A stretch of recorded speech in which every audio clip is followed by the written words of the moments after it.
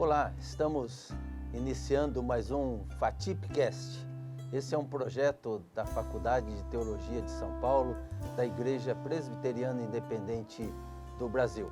A cada mês nós estaremos abordando um tema teológico para reflexão, para edificação, para que não só a academia, mas também a igreja possa assistir, possa ouvir e possa refletir sobre esses temas. Hoje o nosso tema é a FATIP e a IPI do Brasil.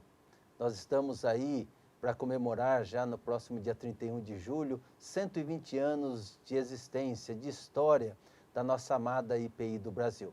E o nosso convidado de hoje é o professor Heber Ferreira Lima. Tudo bem, Heber? Tudo bem, reverendo Marcos, meu caro amigo de tanto tempo. Sim. Estamos aqui com muita alegria para participar do podcast. Que legal, que legal. Obrigado, viu, Heber? Ora, um prazer. Aceitar o nosso convite, estar aqui conosco. O reverendo Heber já esteve aqui no Dia da Educação Teológica.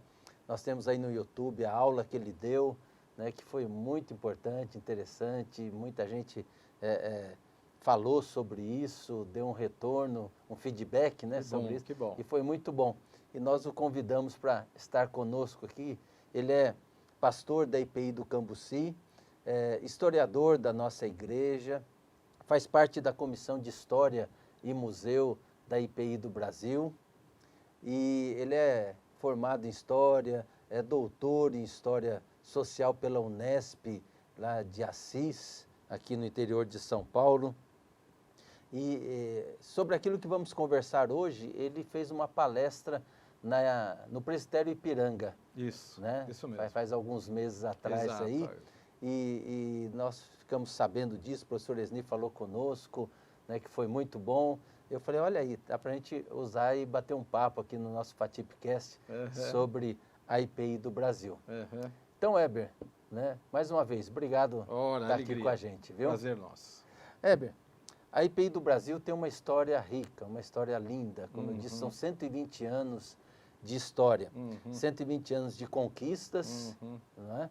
Mas também de percalços, de crises, de problemas que ela teve que enfrentar e superar e vencer para que essa história, né, chegasse até nós hoje, né, nessa geração que está comemorando 120 anos. Não é? E é sobre isso que nós queríamos conversar, né? Mostrar a verdade da história. Né? Então eu gostaria que você falasse para a gente aí sobre essa história, você que tem, né, todo esse conhecimento, e compartilhasse conosco aqui, né, da academia, com a igreja, sobre a história rica da IPI, sobre as crises que a IPI enfrentou e superou aí. Obrigado, Marcos. Uma alegria, mais uma vez, expresso aqui meu contentamento em estar com você nesse projeto que a FATIP desenvolve com muito sucesso, e é um privilégio para mim mesmo falar da IPI, da história da nossa igreja, e aquilo que você disse é absoluta verdade. Nós temos 120 anos de história, não é?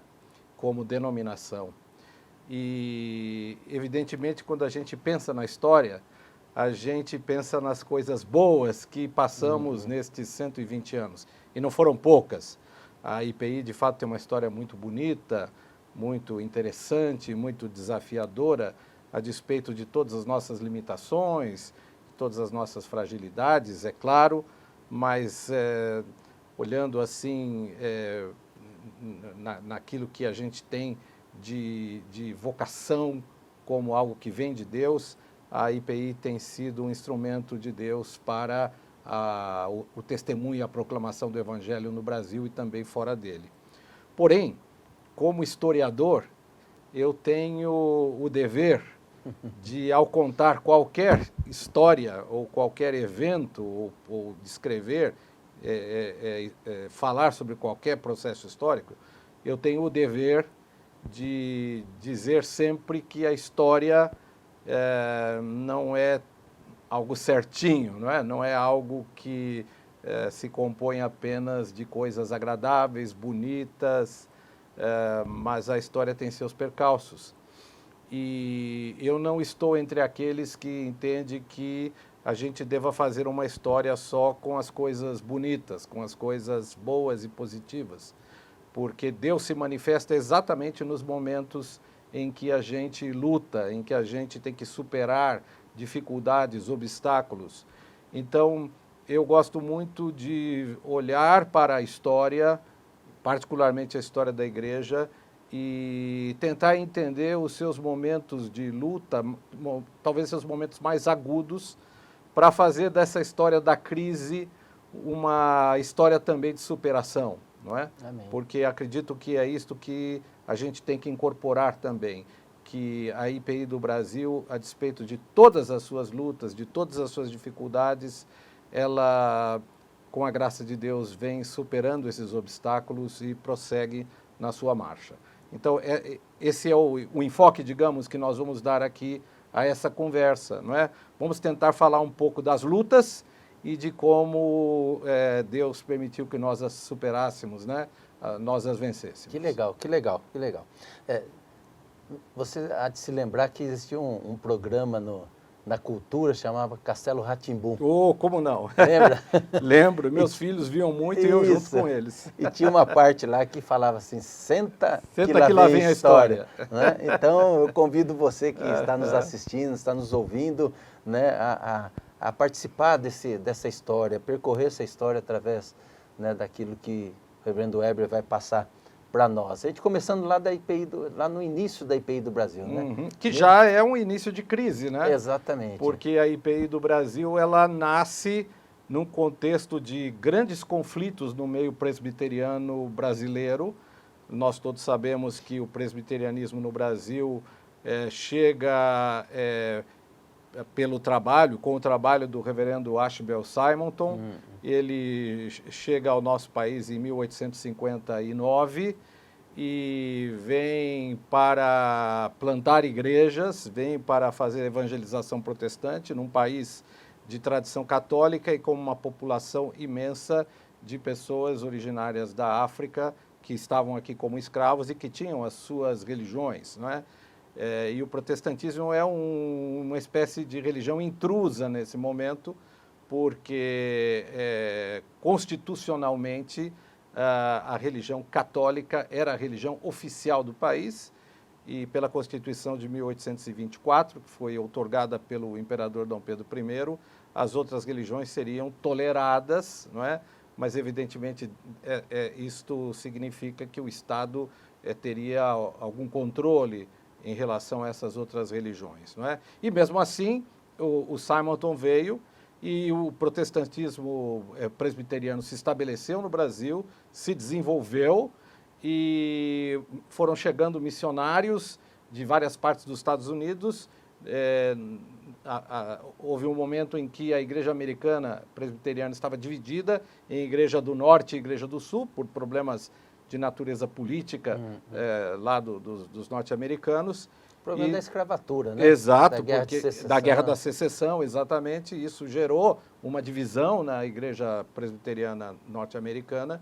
Mas para trabalhar no Brasil vieram os missionários das duas igrejas e aqui eles trabalharam em conjunto, não é? Superando suas diferenças norte-americanas. Isso é muito interessante. E foi muito importante o trabalho dos missionários e brasileiros começaram a se converter e muitos deles começaram a sentir a vocação para o ministério, não é? De forma que já em fins do século XIX havia um belo contingente de pastores nativos, como eles diziam, pastores brasileiros, e que já se assentavam nos concílios e que julgavam, já a essa altura, que os brasileiros poderiam perfeitamente, digamos, tomar conta de si próprios e conduzir a sua igreja, talvez, numa condição cultural mais interessante, melhor, do que pelas mãos dos missionários. Porém, os missionários não entendiam muito bem isso, não concordavam com essa tese nacionalista. E houve, portanto, uma tensão. Essa tensão foi subindo a temperatura, né? E dentre os missionários havia pessoas que até entendiam os brasileiros, mas havia muitos missionários que não entendiam, não é? E dentre os brasileiros começaram a surgir grandes líderes. Foi o caso do reverendo Eduardo Carlos Pereira, não é? Mineiro da cidade de Campanha, que se converteu ao protestantismo e se tornou, desde muito cedo, um grande líder presbiteriano. Ele conseguiu reunir em torno de si um grupo muito expressivo de pastores brasileiros e alguns missionários que entendiam que já era hora de que os brasileiros tomassem por sua conta a liderança da igreja, não é?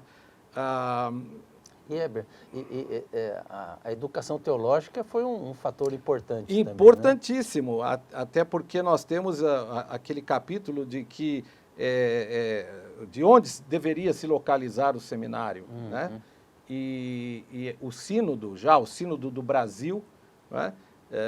Que naquela época já estava organizado, ele tinha dificuldades em definir isso, porque os americanos também divergiam do local a ser instalado. Finalmente eles instalaram o seminário em Nova Friburgo, mas o reverendo Eduardo Carlos Pereira entendeu que deveria ser instalado um seminário aqui em São Paulo. E essa tese acabou ganhando mesmo a simpatia de muita gente, e o seminário de Nova Friburgo acabou sendo fechado, e o seminário de São Paulo se consagrou, digamos assim, como o seminário presbiteriano oficial, não é? Mas havia, assim, tensões pessoais, né? Aí a gente já está falando de uma coisa que é muito humana, que são as relações humanas, as dificuldades, o nosso pecado muitas vezes, nossa fragilidade espiritual, ela se apresenta nesse momento. Então havia ciúme, interesses pessoais, mas nesse contexto, Marcos, já conturbado, nós temos, além da questão educativa que você aponta e que eu aqui falei um pouco, da questão da liderança nacional ou americana, surgiu a questão da maçonaria. Sim. Né? Então, o tema surgiu nas páginas do Estandarte de uma maneira assim inesperada, e certos líderes acharam, como o reverendo Eduardo Carlos Pereira, que realmente a maçonaria estava se tornando uma ameaça à lealdade dos evangélicos, dos protestantes, porque havia muitos protestantes em lojas maçônicas, e isso porque também a maçonaria era vista como um refúgio em face da perseguição católica, muitas vezes contra os pastores evangélicos. Então, o que acontece é que o reverendo Eduardo e outros entenderam que essa participação no rito maçônico, nas lojas maçônicas, ela não se coadunava com aquilo que se espera de um cristão genuíno, uma lealdade única ao Evangelho, a Cristo, à Igreja. E essas coisas combinadas geraram o clima daquele sínodo realizado no fim do mês de julho de 1903, e dali então houve o nascimento da IPI. Não é? Então a IPI ela nasce numa situação conturbada, ela nasce dentro de um clima pesado, e na noite de 31 de julho de 1903, quando o grupo resolve sair, havia muita animosidade naquela reunião. Foram ditas coisas muito duras, muitos espíritos ali foram feridos. Então, quando saem os pastores e presbíteros para a primeira igreja, porque sabiam que já não era possível mais conviver ali com o sínodo presbiteriano, havia muita tristeza, muito peso no coração. Evidentemente, o desafio de se organizar uma nova igreja, porque eles sabiam que era o caminho. Isso aconteceu naquela noite, mas não totalmente, porque deixaram para o dia seguinte a organização da nova igreja, mas tudo foi vivido num ambiente muito agudo, de muito sofrimento. Então, a gente volta à questão da crise, né? A IPI nasceu em função de uma grande crise no presbiterianismo nacional, e, a despeito disso, ela foi em frente. Amém, amém. E assim, quando nasce a IPI do Brasil, há a questão do sustento. Sim. Né? A questão de como ela se manteria, porque sendo uma igreja que nasceu aqui no Brasil, oriunda de uma ação missionária da Igreja dos Estados Unidos, nossa igreja mãe, né? Tinha o sustento americano, vamos dizer assim. E nasce, então, a IPI com essa proposta de se sustentar, de se autossustentar. Então, isso foi também um grande desafio, uma grande crise. Sem dúvida. Em primeiro lugar, porque a Igreja Presbiteriana Independente nasce absolutamente convicta de que ela tinha perdido o dólar, ela tinha perdido a manutenção, né? Que era, digamos, os recursos que vinham do Caixa das Missões Norte-Americanas e que pagavam os salários dos pastores, que, enfim, eram usados para a manutenção das igrejas, para o campo missionário, e, enfim. Mas os independentes, eles tinham consciência de que, ao deixar a igreja presbiteriana, eles assumiam o compromisso do autossustento, da automanutenção, não é? Isso é muito bonito, é um capítulo lindíssimo na nossa igreja, porque a nossa igreja nasceu sabendo que ela tinha que dar conta do seu ministério, que ela tinha que dar conta dos desafios, dessa manutenção, de desenvolver esse espírito da contribuição, do dízimo, da oferta, enfim, para se expandir, levar o evangelho a todo esse imenso país, não é? Só que aí a gente entra na descrição de uma outra crise, né, que é a crise financeira da igreja. Sim. Porque uma coisa que tem acompanhado a IPI ao longo de muitas décadas é o problema da sua própria manutenção. Nós não somos e nunca fomos uma igreja rica, não é? Uma igreja digamos assim, que lidou com grandes aportes financeiros e com facilidades para manter as suas comunidades. Pelo contrário, ao longo da nossa história, nós temos crises e crises motivadas pela falta de recursos. E isso desde o começo. Nós estamos acostumados a ouvir que a IPI, nos seus primeiros 10, 15 anos, se expandiu muito, aumentou muito o número de igrejas, de pessoas, não é? Eu até li, né? Você pode me confirmar, você é o historiador, que na década de 20 ali nós tínhamos quase o mesmo número de igrejas que a Igreja Mãe. Né? Antes disso até, nós tínhamos um número de igrejas que, se não chegava ao número da Igreja Mãe brasileira, estava próximo digamos assim, de chegar, não estava tão distante, porque começamos com poucas igrejas, não é? Eram 7 pastores e 15 presbíteros, não é? Representando, portanto, 15 comunidades inicialmente, e evidentemente os pastores foram pregando a palavra de Deus e as igrejas foram nascendo em muitos lugares do Brasil. Até ganhou-se um apelido à igreja independente, Igrejinha dos Milagres, né? Sim.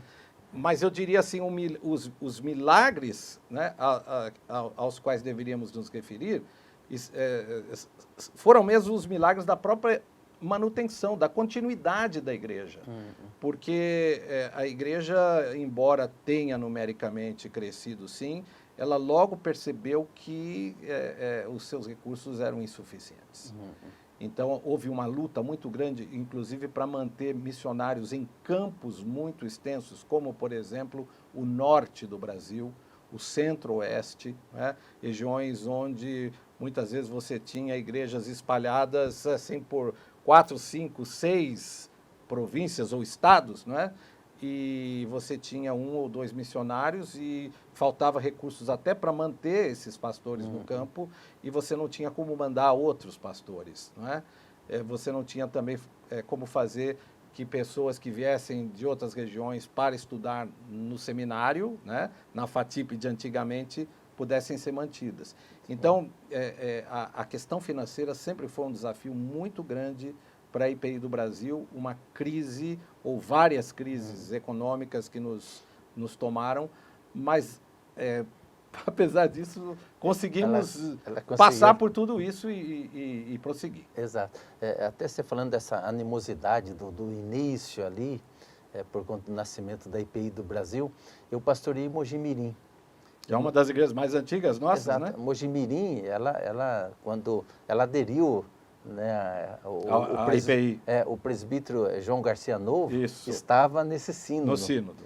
E então, a IPI de Mojimirim, IPB, né? Na época passou a ser IPI. Passou a ser IPI. A IPI de Mojimirim. E um jornalista da cidade ali, eu tomava sempre um café de manhã ali antes de entrar no gabinete pastoral, e ele me mostrou vários artigos de jornais da cidade ali, em que havia artigos de presbiterianos falando que a IPI não ia para frente. Não ia para frente. É bem interessante. Sim, sim. Muita gente entendia que a obra presbiteriana independente não prosseguiria, ela não conseguiria ir avante, exatamente porque não tinha os recursos que a igreja sinodal, como se dizia assim, possuía. Mas essa é uma prova de que essas limitações são superáveis, né? É possível ir avante, é possível vencer essas limitações e com o pouco realizar muito. Foi o caso da nossa igreja. Né? Mas aí, nessa caminhada, nesses primeiros anos, primeiras décadas, surge também, né, um momento bastante difícil, aí não só para a IPI, mas difícil para o país. Que foi a gripe espanhola, né? Eu acho que talvez, não sei se tinha esse nome, pandemia, né? Ainda não era chamado de pandemia, mas foi um efeito mundial, né? O problema do espalhamento do vírus da gripe. Em 1918, né? 18 e com ressonâncias em 19, ainda em 1920. E especialmente nas regiões urbanas, a nossa igreja veio a sofrer muito com isto, né? Nossa igreja, que inicialmente era muito forte em cidades maiores, não é? Que depois foi se interiorizando, mas a gripe espanhola foi um problema muito sério também para a igreja, porque muita gente foi contaminada, muita gente morreu, muitas pessoas, muitas famílias ficaram isoladas por causa da gripe espanhola. Isso pesou na vida da igreja, assim como pesou na vida da igreja eventos políticos como a Revolução de 30 e o movimento constitucionalista de 32, que foi liderado aqui pelo Estado de São Paulo, não é? Porque todos nós sabemos que nós tivemos aí a política do café com leite, não é? Que era aquela política de âmbito nacional, comandada pelos barões do café, que estavam localizados no estado de São Paulo, de Minas e no Vale do Paraíba, né? Então, esse núcleo de poder econômico dominou a política brasileira. E isso foi rompido com o movimento varguista em 1930, né? E aí a gente tem que pensar o seguinte, que a capital do Brasil era o Rio, né? E que São Paulo era a metrópole que surgia nesse horizonte como que rivalizando com o Rio de Janeiro em importância, em polo de influência. E a Igreja Independente é uma igreja que nasceu em São Paulo e que ainda hoje, a despeito dos seus 120 anos, tem uma forte influência, né, da cidade de São Paulo e do estado de São Paulo. Embora hoje haja muitos outros núcleos importantes, importantíssimos no âmbito da IPI do Brasil. Mas eventos como a gripe espanhola, que acontecem em cidades grandes, e a Revolução varguista de 30 e o movimento de São Paulo em 32 também influenciam a igreja, porque, por exemplo, no caso de 30 e 32, a igreja acabou tendo pessoas que se dividiam ou de um lado, estavam do lado do movimento varguista, né? Ou estavam do lado dos constitucionalistas de São Paulo. Então teve muito pastor, teve muito presbítero, teve muito diácono, teve muito membro de igreja que se alistou, por exemplo, entre os constitucionalistas em São Paulo, não é? Que saíram para lutar mesmo, né? Gente que morreu nesses episódios. E só para você ter uma ideia, em um conflito como esse, tendo a IPI o seu centro em São Paulo, quando houve o movimento de 32, não se publicou o estandarte por meses. Olha só. Por causa da impossibilidade, a região aqui estava em guerra, né? Então, essas coisas, elas pesam sobre a vida da igreja. Sim. Né? Elas também causam seus problemas, as suas animosidades, porque as pessoas se colocam politicamente de um lado ou de outro. Sim. É para ver como isso não é novo, né? Nós temos fenômenos recentes aí a nos mostrar isso. Então, isso também pesou, isso também foi crítico na vida da igreja, a mostrar que a igreja também é uma caixa de ressonância da nossa vida, né? Sim, do cotidiano. Ela está inserida na sociedade. Ela está inserida na sociedade. Ela não tem como ela ficar isenta disso, não numa bolha. Exatamente. Né? Ela acaba participando de uma forma ou outra, né? Às vezes até tendo um movimento meio... Né, que se divide entre aqueles a favor de um lado, a favor de outro. Isso houve na igreja e não foi tão simples resolver. E aí, aproveitando a sua deixa, eu diria assim, que quando a gente estuda a crise seguinte, que é a crise de 38... Isso, crise doutrinária, porque, exatamente, em 1938 nós temos, digamos assim, o início do que se chamou questão doutrinária, que foi uma crise que dividiu a igreja entre conservadores, fundamentalistas e liberais ou progressistas, não é? Com muitos prejuízos para a nossa igreja, diga-se de passagem. Eu diria para você, Marcos, que essa crise de 38, ela não pode ser entendida sem que a gente entenda, por exemplo, os problemas do final dos anos 20 e começo dos anos 30. Porque a igreja já vinha experimentando uma certa divisão, que não era uma divisão promovida por temas teológicos, doutrinários, religiosos, mas já havia divisões, e essas divisões favoreceram o conflito de 1938. Outra coisa que favoreceu essa animosidade é que, nos anos 30, nós temos as novas ideologias que chegam, não é? Por exemplo, a questão do comunismo, a questão do fascismo, não é? dos movimentos que eram vistos como extremos e que vão ganhando seus adeptos ou suas simpatias dentro da igreja.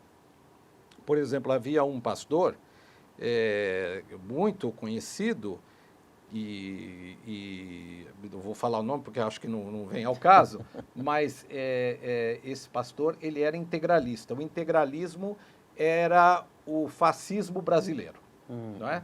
Fundado por um grupo liderado por um político e professor chamado Plínio Salgado. Tinha como símbolo não a suástica do Hitler, mas o sigma, né, que é uma letra grega, e como cor oficial o verde, né? Então, todos os integralistas gostavam muito de vestir a cor verde, a camisa verde. E um dos nossos pastores, ele fazia questão, por ser integralista, de usar a camisa verde do integralismo. E ele estava muito interessado em que a igreja, de alguma maneira, desse suporte ao integralismo. Porque o integralismo, que é, como eu disse, uma espécie de fascismo à brasileira, ele tem um suporte religioso. Ele tem uma coisa assim de lealdade a uma religião que não se sabe bem qual é, não é? Mas que desavisados podem até achar que seja o cristianismo, não é? Mas a gente sabe como o fascismo é, como todo extremismo, muito danoso. E esse pastor queria que, de alguma maneira, o sínodo da época, que era a Assembleia Geral da época, lhe desse algum respaldo para que ele pudesse professar o seu integralismo com calma. E na reunião do sínodo, ele fez uma consulta ao sínodo a respeito disso, e o sínodo respondeu que não, que a igreja não adotava nenhum dos extremos, que ela, na verdade, não entendia que nos extremos havia, digamos, coisas boas que a igreja deveria adotar, não é? Independentemente se as pessoas entendiam bem a questão de extremo, do que era exatamente o fascismo ou o comunismo, acho que não entendiam naquela época e acho que hoje também muita gente não entende ainda, mas o fato é que isso acirrou animosidades, não é? E essas animosidades, elas foram levadas para o âmbito pessoal, mas como você na igreja precisa ter justificativas teológicas ou doutrinárias para ter qualquer tipo de desavença que possa mobilizar as pessoas, então surgiu essa questão da doutrinária, que era a questão das penas eternas, né? Se o castigo é eterno, se não é, se há destruição, aniquilação, enfim. E isso foi muito complicado, porque a igreja foi dividida por causa disso. E você tem um livro sobre isso, né? Tenho sim. A minha dissertação de mestrado abordou exatamente essa fase da igreja. O livro se chama Protestantes em Confronto e mostra como dentro da nossa igreja se opuseram os conservadores e os liberais, não para debater, para discutir, para chegar a um bom termo, mas de fato com um espírito muito complicado, né, que envenenou as relações existentes nos concílios. Isso chegou às igrejas locais e, no final das contas, o que nós tivemos foi uma divisão, saindo os fundamentalistas, os conservadores, para formar a igreja presbiteriana conservadora, saindo também um grupo para formar a Igreja Cristã de São Paulo, e ficando no meio, digamos assim, o grosso da tropa, que se intitulava Via Média. Ou seja, eles entendiam que, não queriam que ninguém saísse, mas entendiam que o caminho certo seria, vamos dizer assim, o caminho do equilíbrio, né? É muito interessante isso, Marcos, e eu faço questão de destacar. A nossa igreja não é uma igreja de extremos. Historicamente, ela não é, absolutamente não é uma igreja de extremos. Ela é uma igreja de equilíbrio, ela busca o equilíbrio. Eu diria que, teologicamente, ela até é conservadora, mas ela não é tão conservadora a ponto de limitar ou impedir que as pessoas pensem, que se façam mudanças, que essas mudanças sejam movidas por melhores compreensões da própria revelação, da própria teologia e da própria mudança da sociedade. Sim. Então, acho que isso é fundamental. A nossa igreja tem uma identidade. E a identidade da nossa igreja não se identifica ao conservadorismo enquanto fundamentalismo. Tanto que saiu uma igreja de nós e botou o nome, né, em si mesma, Igreja Presbiteriana Fundamentalista. Né? Então, também não nos alinhamos entre aqueles que acham que as coisas espirituais não têm valor. Mas, aliás, os que saíram, que eram chamados liberais, eram muito conservadores, de passagem. Né? Mas como postura histórica, digamos assim, a IPI do Brasil é uma igreja que busca o equilíbrio, que busca o convívio, a tolerância, a compreensão de que as coisas certas elas não estão nos extremos ou nos exageros, mas está no bom senso sobre o qual a própria Bíblia fala. É o diálogo, né? Sem dúvida. É o diálogo, Sem né? dúvida. Respeitando a posição do outro. Sem dúvida. Não se colocando como dona da verdade. Claro, claro. Né? Porque aí é uma característica do fundamentalista, né? Sem dúvida. Que só a posição dele sem é a dúvida, correta. Sem dúvida. Eu acho que esse é um ponto de equilíbrio que a IPI tem conseguido e é louvável isso, essa posição sem dúvida. Da nossa Isso tem igreja. nos ajudado muito a superar as crises. Sem dúvida, sem dúvida. Essa compreensão de que nós somos uma igreja peculiar. Nós nascemos da igreja presbiteriana, americana e hoje IPB, mas nós não somos a IPB. Sim. Nós temos características próprias.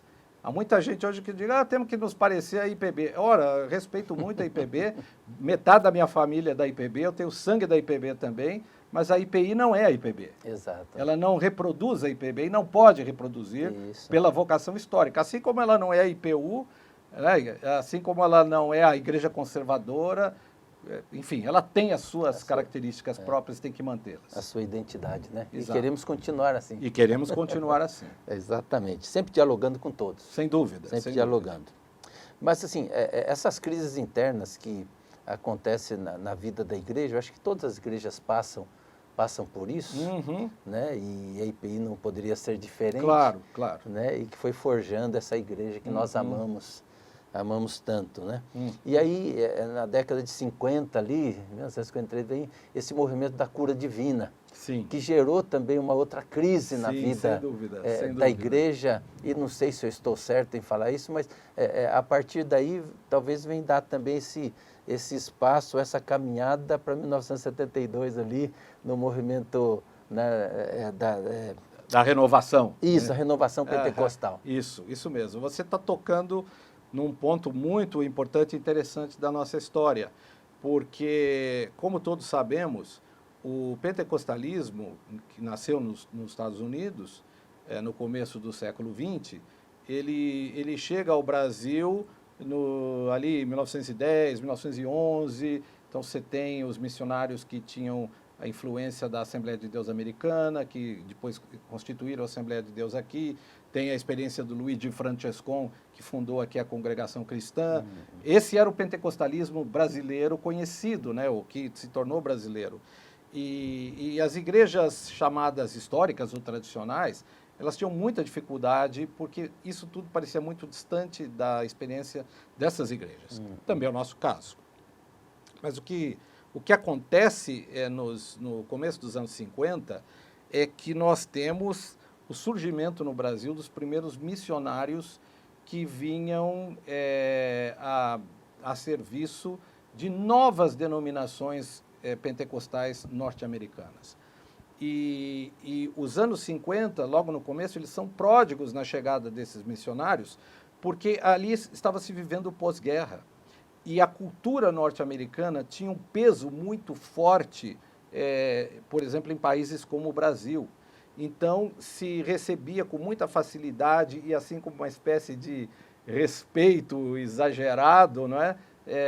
Tudo aquilo que vinha dos Estados Unidos, inclusive o discurso religioso, pastoral, missionário e o movimento da cura divina vai por aí. Eu, pessoalmente, posso dizer assim que estou muito próximo dessa história, porque a igreja a qual eu pastoreio, que é a igreja do Cambuci, que também é a igreja da minha família, ela foi talvez a principal porta do ingresso do movimento da cura divina no Brasil em 1953, quando é feita uma grande campanha na cidade de São Paulo pelos missionários que se intitulavam Missionários da Cruzada Nacional de Evangelização, né? Que vinham da Igreja do Evangelho Quadrangular nos Estados Unidos. O meu pai se converteu numa tenda. Numa tenda. Pois é, era um movimento de tendas, assim eles chamavam, né? Mas uma das primeiras portas pelas quais esse movimento entrou foi a Igreja do Cambuci, porque o pastor, na época, e o conselho ficaram muito entusiasmados. Era um movimento muito interessante, tinha música, né? Tinha fenômenos assim de glossolalia, né? Falar línguas, mas especialmente a oração pela cura, né? E isso, a princípio, foi acolhido pelo protestantismo brasileiro em geral como uma espécie de, digamos assim, de ramificação do movimento de despertamento espiritual, de avivamento, porque as igrejas buscavam muito naquele contexto o avivamento espiritual, não é? E aí, então, o que se teve naquele contexto foi um avivamento pentecostal que tinha forte ênfase na oração pela cura dos doentes. Claro que isso chama muito a atenção. A gente respeita as igrejas todas, as igrejas pentecostais, sabemos do valor dos irmãos pentecostais e de suas denominações, mas isso fez assim muito mal para a nossa igreja no que se refere à divisão que causou aqui em São Paulo de uma maneira mais intensa. Acabou não se espalhando muito naquele momento pelo Brasil, mas 2 décadas depois isso já tinha se tornado um problema muito sério. Em 72 nós temos a divisão que a denominação sofre, né? Aí entra a questão dos dons espirituais. Isso. Tem todo o conjunto de ênfases que o pentecostalismo dá, não é? Nós tivemos um embate dentro da igreja, em primeiro lugar, as tendências, né, se enfrentam, digamos, a tendência mais tradicional, né, e a tendência pentecostalizante. Eles tiveram naquela oportunidade um candidato à presidência do Supremo Concílio, esse candidato foi derrotado, mas tão logo isso aconteceu, se via que eles não tinham mais condições de permanecer, não queriam permanecer porque viam que a IPI não abria, não dava espaço aos fenômenos pentecostais, digamos assim. Sim, é importante a gente compreender esse momento, né? Porque talvez uma leitura desse momento histórico, uma leitura superficial, vai entender que a IPI ela não acredita em cura, né, nos dons espirituais, né? E não é isso. Né? A nossa igreja tem até um documento que crê na contemporaneidade de todos os dons. Então nós cremos que o nosso Deus é o Deus do impossível, que Ele cura. Né? Nós só não cremos que esse dom de cura é uma posse, né? Ou seja, que uma igreja, um pastor, uma pastora detém esse poder. Claro. Porque isso é poder de Deus. Claro, claro. Né? E a gente tem que entender também que naquele começo dos anos 70, nós estávamos vivendo, em termos políticos aqui no Brasil, um período muito complicado, que era o período da ditadura, né? E havia, portanto, dentro do espírito das igrejas históricas, uma certa dificuldade em lidar com a diferença, em lidar com posturas ou posições diferentes, alternativas, digamos assim.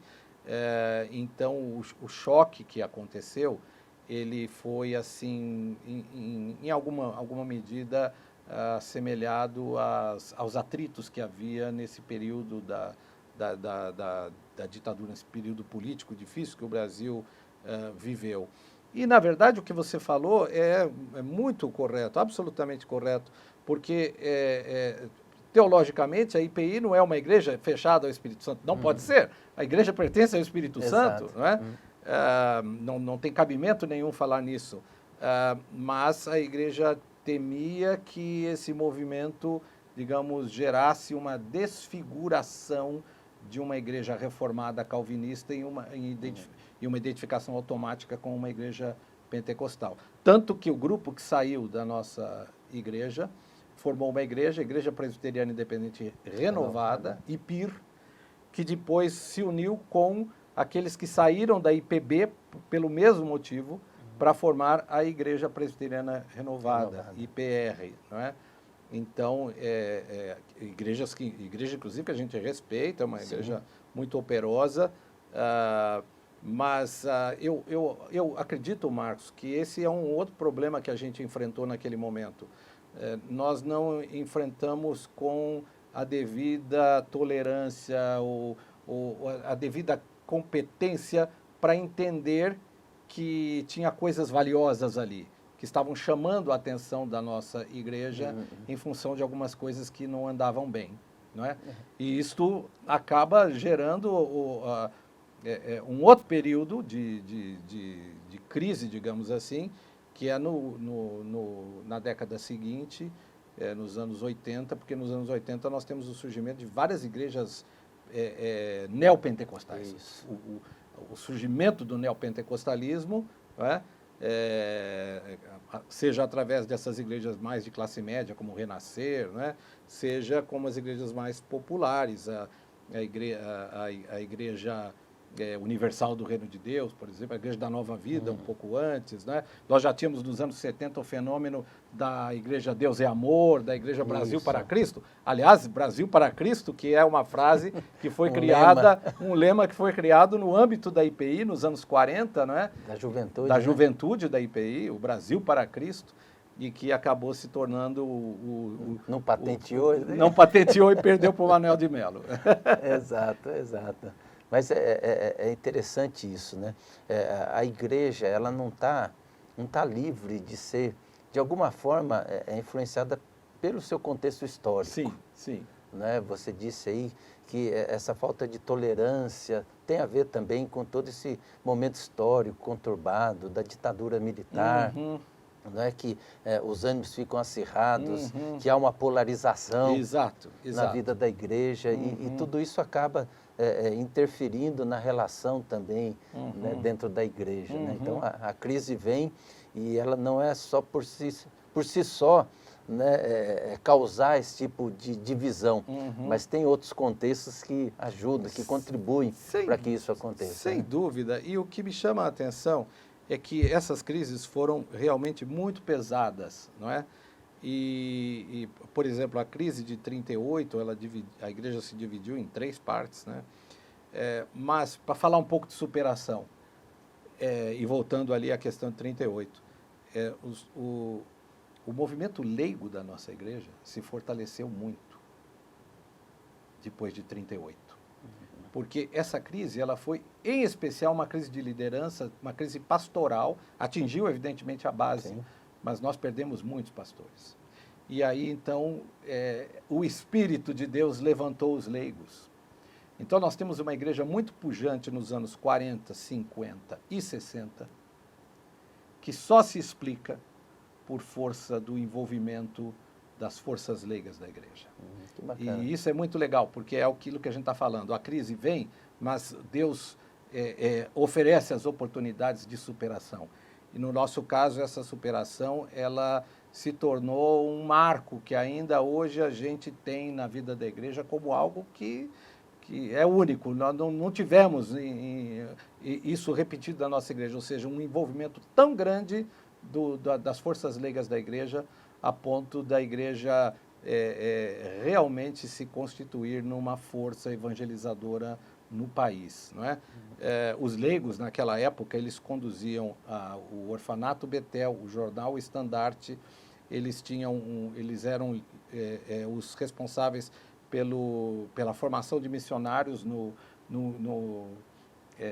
instituto que se criou para formar missionários em Assis. Enfim, eles estavam em todo lugar e as lideranças leigas eram fundamentais. A mesma coisa eu digo relativamente ao problema pentecostal, porque a IPI não soube tratar muito bem isso nos anos 70, mas nos anos 80 e 90, ela buscou, digamos assim, entendendo as lições do passado, ela buscou lidar com isso de forma diferente. Isso, porque daí vem os movimentos neopentecostais, né, que vem os grupos paraclesiásticos, né, vem todo esse movimento gospel né, na vida da igreja, que tiraram bastante jovens, né, da nossa igreja. Sem dúvida. Né, e isso trouxe realmente todo esse incômodo na vida da igreja, nas igrejas chamadas tradicionais, né, as igrejas históricas. Né? Então esse movimento, ele está aí até hoje, né? Está aí até hoje, mas que ele também gerou em algum momento uma certa crise que fez a gente repensar bastante coisa na nossa eclesiologia, né? Sem dúvida, eu participei muito intensamente desse momento em que a IPI tentou, e eu acho que conseguiu, ser uma igreja mais de aglutinação, de diálogo, do que propriamente uma igreja para resolver as coisas na base da divisão ou da crítica, do nós, vocês e nós, ou eu e o outro, né? Naquela oportunidade, pude fazer parte de uma comissão que o Supremo Concílio nomeou, que se chamou Comissão dos 12, que foram pastores e presbíteros que foram estudar, a mando do Supremo Concílio, o assunto, porque a coisa veio assim tão forte, né? O movimento gospel e as igrejas novas, que ninguém sabia muito bem o que fazer. Foi elaborado um livro, A Doutrina do Espírito Santo, que até hoje é um livro muito lido em nosso meio, assim, muito interessante mesmo, porque ele acolheu todas as preocupações, apontou pistas para os pastores trabalharem isso, nunca para fecharem o filtro, digamos assim, mas para trabalharem de uma maneira muito respeitosa, cuidadosa, valorizando aquelas contribuições. E essas orientações, elas chegaram à Igreja Independente de uma forma geral, tanto que nós não tivemos nenhuma divisão por causa disso. Isso é fundamental, né? Então, a gente aprendeu a superar esse tipo de dificuldade, não é? E a gente sempre espera que os novos problemas sejam também superados dessa forma. Sim, com a graça de Deus, né? Exato, Graça exato. de Deus. A igreja ela tem que estar preparada realmente para isso. Né? É lógico que a crise vem, né? E nem Sim. sempre estamos preparados, mas... É claro, veja bem, nós vivemos nesses dias, ou recentes, né? Crises muito sérias. Eu diria que até fiz uma brincadeira aí de letras, né? A gente passou pela crise PP recentemente, né? A crise PP, ela tem a ver com a pandemia, né? E a polarização. São dois problemas que nós enfrentamos muito recentemente no Brasil e que incidiram com muita força sobre a igreja, que trouxeram muita dificuldade para a igreja. Ora, a pandemia, não preciso me estender aqui, todo mundo sabe o que foi. As dificuldades que as nossas igrejas enfrentaram, em primeiro lugar, com a própria doença. Em segundo lugar, com que essa doença e aqueles retiros intermináveis, né, em casa, que ninguém podia sair, né? Eu não sei em 1918, mas não estudei a fundo essa história de 1918 da gripe espanhola, mas eu acho que foi um período, assim, ou talvez o maior período que as igrejas ficaram fechadas. Sem dúvida. Em 1918 isso aconteceu, mas a igreja era muito menor, o país era muito menor em população e o país estava mais no interior. A população brasileira era interiorana, não era urbana. Então, a gripe espanhola chegou de fora, veio pelos viajantes que vinham de navio, não é? Mas isso ficou mais na costa brasileira, nas cidades grandes. Por isso que eu disse que a coisa não chegou tanto para o interior. A nossa pandemia, se eu posso chamá-la de nossa, né? Ela vem no momento em que esse país está explodindo de bilhões de pessoas. O Brasil tem uma população imensa, urbana, né? Exato. E de fato, isso nos trouxe muitos problemas. Então, desarticulou as nossas igrejas, a vida, né? Aquilo que a igreja faz, o culto, a escola dominical, o encontro, a confraternização, o abraço, né? Tudo isso ficou inviabilizado, né? E muita gente não entendeu. Então, criou-se também aquela história, mas por que a gente não pode ficar? Mas esse negócio da pandemia, esse negócio da Covid não é nada, né? Então, essas coisas, elas foram muito pesadas. E aí, então, como se não nos bastasse, vem a questão política. Sim. A polarização que se fez, que ainda em alguma medida está presente, né? E que dividiu as igrejas, né? Então, essas crises quase que simultâneas, elas nos trouxeram muitos problemas. E nós ainda estamos enfrentando esses problemas. Sim. E a gente não pode deixar levar por eles, no sentido de que eles determinem os caminhos da igreja, né? Em particular, a questão da polarização política, ela me parece muito séria. Sim. Porque as pessoas entenderam que isso devia também fazer parte né, do cardápio da igreja, né? Verdade. E isso realmente não nos fez bem e a gente está ainda vivendo os ecos de todo esse problema. Mas uma coisa que eu tenho certeza, né, é que, olhando para a história, Marcos, para toda essa história aí que a gente agora cobriu aqui rapidamente, nós temos totais condições, como Igreja Presbiteriana Independente do Brasil, de superar todas as crises. Nós vamos achar caminhos novos para dar conta daquilo que a pandemia trouxe, não é? De desarticulação dos nossos projetos, das igrejas locais, dos nossos, como a gente dizia antigamente, dos nossos trabalhos, né? Eu sei que muitas instituições hoje na vida da igreja se fazem, digamos assim, já envelhecidas. Por exemplo, você pensa na escola dominical, né? Sim. Então a gente tem que encontrar caminhos. As pessoas agora gostam de ficar em casa por causa da pandemia, aprenderam a assistir as coisas de longe, né? O crente descobriu que tem domingo fora da igreja. Exato, exato. Mas isto não vai nos inviabilizar como igreja. Nenhum problema até hoje nos inviabilizou, porque a igreja pertence a Cristo. E porque, apesar de tudo, Cristo tem interesse que a igreja prossiga o seu caminho, a sua marcha de testemunho.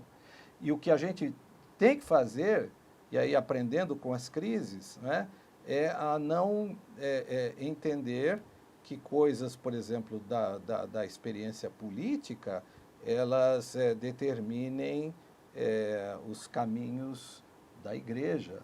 Sem dúvida, sem dúvida. Nós não somos uma igreja fechada, uma igreja que proíbe que as pessoas tenham a sua própria ideologia. Aliás, todo mundo tem que se identificar com alguma coisa. Exatamente, e não há nenhum problema nisso. Né? O problema é quando você coloca essa ideologia acima, né? Acima da palavra. Sim, porque muitos quiseram que a igreja tomasse se identificasse com certos partidos ou certos políticos, né? Isso não é possível, isso não é igreja. Né? Revestindo esses políticos de uma messianidade, né? Como salvador da pátria, né? E detentor dos valores evangélicos. Se eles fossem ungidos pelo próprio Deus para dizer o que a igreja tem que fazer. E nenhum deles são, a gente sabe disso. Sem dúvida. Né? Nenhum deles são. Né? Quem governa, nós cremos ainda, e é o que a Bíblia nos ensina, que é o nosso Deus. Sem dúvida. A soberania dele, o controle é dele, e é nisso que a igreja tem que se pautar para que ela possa superar as suas crises e trabalhar isso a fim de trazer novamente essa unidade na vida da igreja. E é uma unidade na diversidade mesmo. Você me permite dizer assim que essa questão da unidade digamos assim, eu a tenho como uma bandeira fundamental. E a nossa unidade, ela tem que estar pautada, digamos assim, na nossa bandeira original. Eu gosto de pensar que nós somos Igreja Presbiteriana Independente do Brasil. Igreja porque nos identificamos com o Senhor da igreja, que é Cristo. Presbiteriana porque nos identificamos com o pensamento teológico da Reforma, de Calvino, né? Do movimento reformado calvinista. Não é? Independente porque entendemos que a nossa caminhada é autônoma, nós não temos que estar presos com ninguém, a nossa responsabilidade é com Cristo, a nossa lealdade é com Cristo. E do Brasil porque nós temos uma vocação cultural, temos que falar com o nosso povo, com a nossa gente, temos que entender as lutas do nosso povo, da nossa gente. Então, essa é a bandeira que tem que estar nas nossas mãos. E nós temos que continuar a ser presbiterianos independentes. Nós não podemos abrir mão da nossa vocação. Sim. Né? Então, eu acho isso fundamental e é essa identidade que a gente tem que manter ou recuperar. E isso vai nos ajudar a superar toda e qualquer crise. Isso. E olhando para esse panorama histórico, é claro que quem está nos assistindo, quem está nos ouvindo, né, para saber melhor sobre isso, né, tem os livros que falam bastante detalhadamente, né, o seu livro mesmo sobre a questão doutrinária, né? Mas assim, a gente deu um panorama, que você passou um panorama muito legal dessas crises que conseguimos superá-las enquanto igreja. E nisso eu posso trazer aí aquele texto lá de Gamaliel, né? E quando ele diz, se não for de Deus, vai perecer. Deixa acontecer porque o que é de Deus fica. Agora, se for de Deus, não tem como destruir. E eu creio que a EPI do Brasil é de Deus. Sem dúvida. Né? É uma igreja, um ramo da Igreja de Cristo, que enfrentou na sua história muitas lutas, muitas crises, né? Crises que também foram transformadas em oportunidades, né? E soube superar. E há de superar mais essa crise também, sem dúvida, né? Buscando essa unidade na vida da igreja, porque o que nos une, né? E é muito maior do que as nossas diferenças, que é o nosso Senhor, que é Cristo Jesus. Né? Eu lembrei agora daquela imagem magnífica que vem dos primeiros tempos da igreja, dos primeiros séculos, que é a igreja representada como um barco. Não é? Aliás, o barco é um símbolo da igreja. Não é? E eu acho que é isso mesmo, que o barco, ele sai para o mar e muitas vezes ele sai e encontra as intempéries. Ele encontra a água muito revolta, vem uma tempestade, o vento, mas apesar de tudo isso, esse barco ele continua, ele permanece, né? Ele continua a sua jornada. Né? E eu lembro de uma coisa muito singela, né? Que é um corinho que eu aprendi quando eu era garoto, que dizia: com Cristo no barco tudo vai muito bem. Amém. Sabe? Então, se no nosso barco, que é a igreja, e eu diria que a Igreja Presbiteriana Independente não é um grande barco, e nem precisa ser, sinceramente. A gente costuma dizer que as igrejas são ramos, né, de uma grande árvore que é a Igreja de Cristo. Há ramos maiores e há ramos menores. Sim. Eu não estou tão preocupado em ser um grande ramo, estou mais preocupado em ser um ramo viçoso, bonito, fiel, digno dessa árvore. Mas a igreja, como esse barco, a Igreja Independente, ela certamente vai singrar mares revoltos muitas vezes. Faz parte da nossa jornada. Não esperemos que isto seja, que essa viagem seja tranquila. Ela jamais será. Ela sempre será uma jornada dificultada pelos problemas, pelos adversários, pela nossa própria natureza humana. Mas, se Cristo estiver no nosso barco, e Ele está, a nossa jornada está garantida. Amém, amém. Para encerrar nosso bate-papo aqui, Heber, fala aí da inauguração do museu. Com muito prazer, reverendo Marcos. Nós somos membros, como você falou, da Comissão de História e Museu, da nossa denominação, e no próximo dia 23 de junho nós vamos inaugurar ou reinaugurar o museu e o arquivo histórico da nossa igreja. E isto para nós é muito significativo, porque o museu e o arquivo histórico tem muita coisa valiosa, documentos, fotografias, livros, material de áudio, filmes, enfim, cartas, documentos de pastores, de presbíteros, de líderes, todos os 120 anos de história da IPI se encontram em alguma medida lá no nosso museu e arquivo. E nós queremos fazer do nosso museu um museu dinâmico, no qual a pessoa indo, ou visitando, ou mesmo visitando digitalmente, porque a gente vai ter também alguma coisa nesse sentido, né? Ela se inspire nessa história de superação de dificuldades e de crises. Veja que ela pertence a uma igreja lutadora, a uma igreja que muitos têm servido com dedicação e amor, e elas possam se inspirar e prosseguir nessa caminhada. Então, um museu não é um lugar de coisa velha e sem sentido. Tem coisa velha? Tem. Mas essas coisas velhas inspiram a nossa caminhada. E a gente, com muita alegria, comunica, né, que o museu agora vem, eu acho que para ficar mesmo, para ser um lugar, um espaço onde as pessoas possam agradecer a Deus pela igreja que tem. Isso. Dia 23. 23 de junho. Tem o horário? Às 20 horas. Às 20 horas. Lá no escritório central, no primeiro andar. O primeiro andar é o piso onde está localizado o Museu e Arquivo Histórico. É Rua da Consolação, 2121. Isso mesmo. No primeiro andar, dia 23, às 20 horas. Exatamente. Né? Lembrando que história não é uma coisa do passado, né? Não, conhecer história é conhecer ou entender melhor o seu presente. Entender o presente, sim. Né? Então, a história, ela tem sua importância, né? Eu acho que é Peter Burke que fala que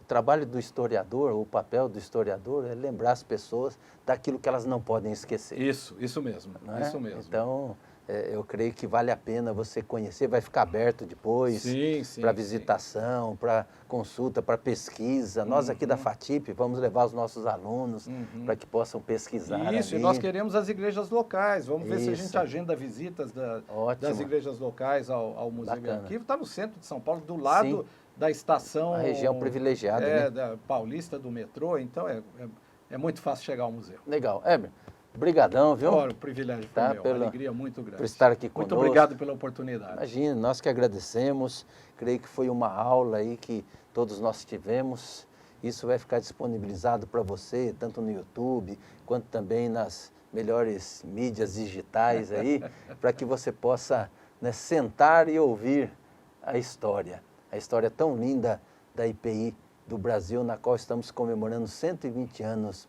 de história. E nós, como FATIP, como faculdade da Igreja Presbiteriana Independente, né, temos muita alegria de comemorar, né? Nós completamos há pouco 118 anos. Isso mesmo. Né? Mas fazemos parte dessa igreja que tem 120 anos. Que Deus abençoe a sua vida. Muito obrigado, Marcos. Um abraço lá em IPI do Cambuci. Agradeço.